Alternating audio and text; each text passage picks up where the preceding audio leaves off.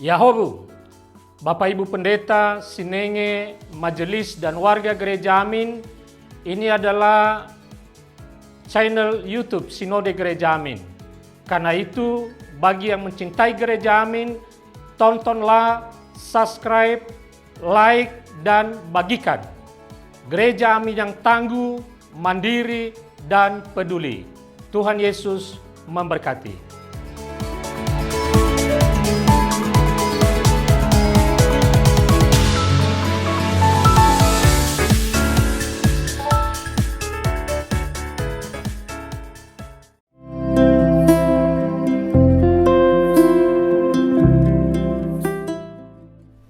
Hai Teens, jumpa kembali dalam acara TFC.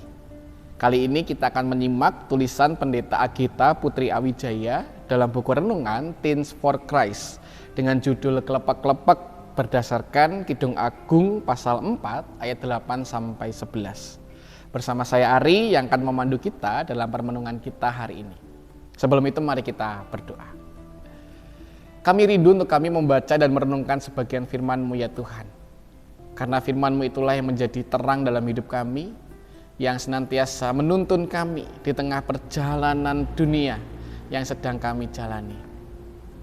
Sehingga melalui permenungan firman-Mu, kami senantiasa mengerti apa yang menjadi kehendak Tuhan, apa yang menjadi panggilan kami sebagai orang percaya. Untuk itu, di dalam permenungan firman kami, kiranya Engkau membimbing dan menyertai setiap kami, sehingga kami boleh mengerti dan menghidupi serta melakukannya dalam hidup kami hari lepas hari. Di dalam Kristus kami berdoa. Amin. Yang akan menjadi pusat permenungan kita adalah Kidung Agung pasal 4 ayatnya yang ke-9. Saya akan bacakan bagi kita sekalian. Engkau mendebarkan hatiku, Dinda, pengantinku. Engkau mendebarkan hati dengan satu kedip mata, dengan seuntai manik-manik hiasan lehermu.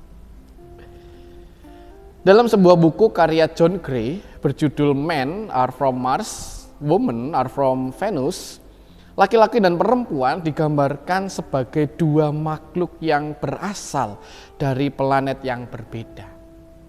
Sehingga laki-laki lebih banyak menggunakan logika, sedangkan perempuan lebih banyak menggunakan perasaan.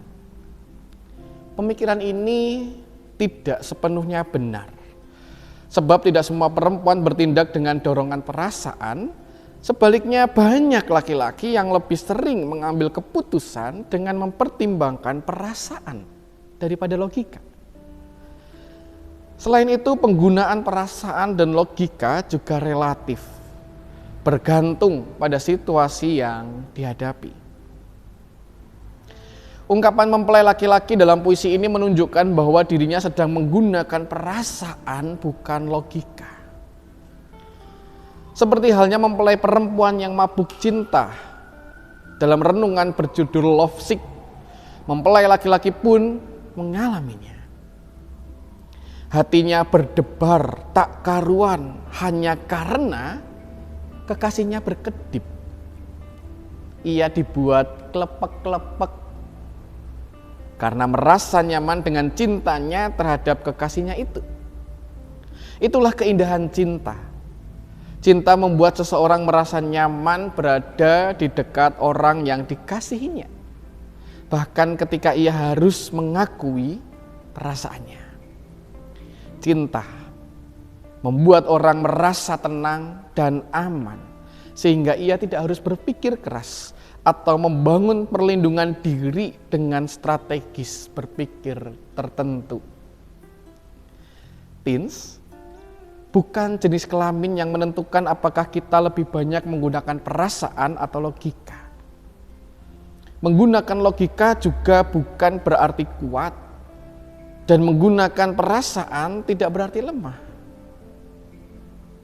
Namun harus diakui bahwa perasaan lebih mudah diungkapkan dalam keadaan yang nyaman, baik oleh laki-laki maupun perempuan. Jika kita merefleksikan puisi ini dalam hubungan yang kita bangun dengan Tuhan, menurutmu, sudahkah kamu merasa nyaman mengungkapkan perasaanmu kepadanya? Mari kita berdoa. Ya Bapa, di dalam perjalanan hidup kami, terkadang kami hidup dalam kepura-puraan ketika kami mengatakan mencintai Tuhan.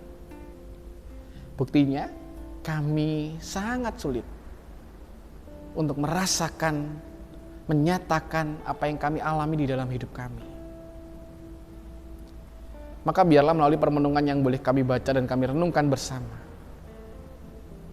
kami boleh diberanikan, jujur dengan apa yang kami alami, dengan apa yang kami rasakan di dalam pergumulan kami bersama dan di dalam Tuhan. Terima kasih ya Tuhan. Di dalam Kristus kami berdoa.